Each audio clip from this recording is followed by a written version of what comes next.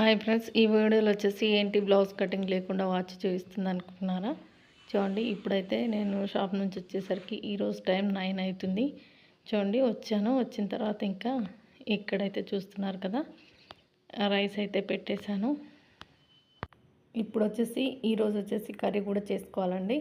టైలరింగే కాదు, ఇంట్లో పనులు కూడా అలానే ఉంటాయన్నమాట చేయడానికి.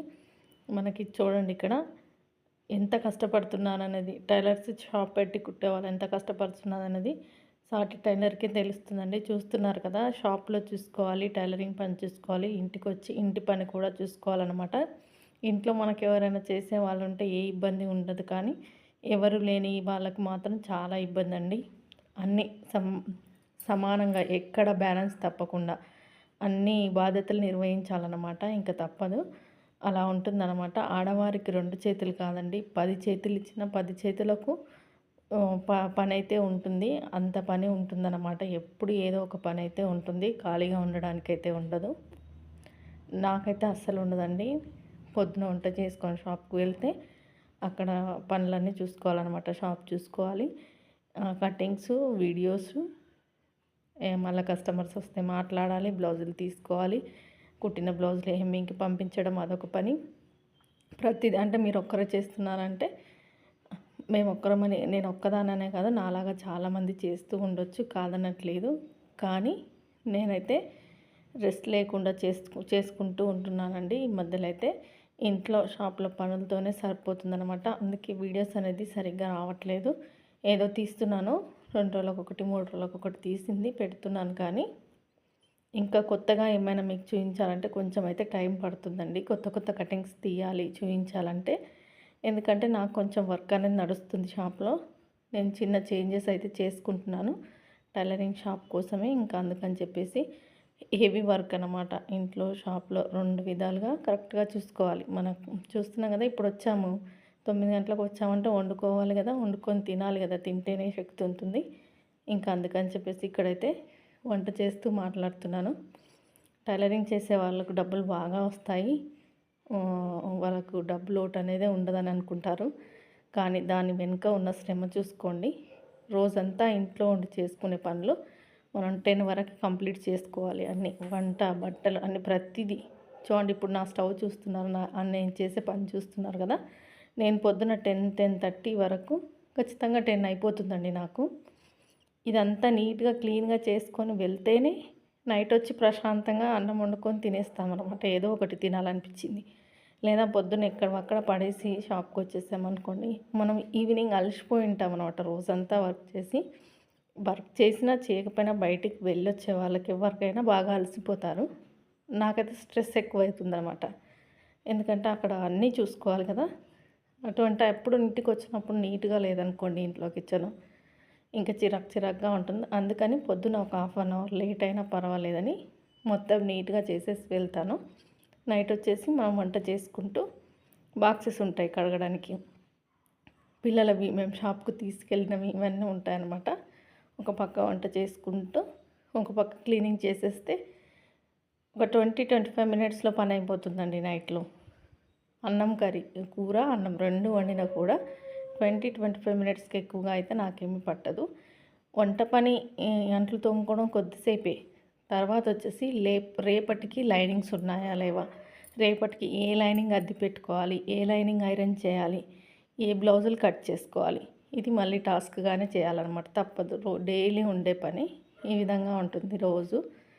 ఇంకా ఒక్కొక్క రోజు బద్దకించి చూసుకోలేదనుకోండి, పొద్దున్న లేసి ఇంట్లో పనులు చేసుకొని షాప్కి వెళ్ళి పని స్టార్ట్ చేసేసరికి లేట్ అయిపోతుంది అనమాట. అప్పటికప్పుడు కట్ చేస్తే లేట్ అయిపోతుంది. ముందు కనీసం లైనింగ్స్ ఒకటి తడిపి పెట్టుకున్నా పొద్దున్నే వంట అయిపోగానే కటింగ్ చేసుకోవచ్చు అనమాట. అలా ప్లాన్ చేసుకోవాలి. చూడండి, నాకు కరెక్ట్ 20 మినిట్స్లో రైస్ చేశాను, చట్నీ చేశాను. ఇంకా మనకి తేలిగ్గా ఉంటుందన్నమాట పని. తేలిగ్గా ఉండేటట్టు, స్పీడ్గా అయిపోయేటట్టే చూసుకుంటానండి. ఈ విధంగా అయితే రోజు నైట్ రొటీన్ అయితే ఉంటుంది.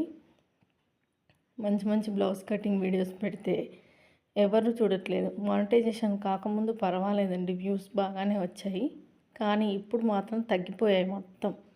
ఎందుకు తీయడం వీడియోలు అన్నంత విసుగొచ్చేస్తుంది ఒక్కొక్కసారి. కానీ మనకు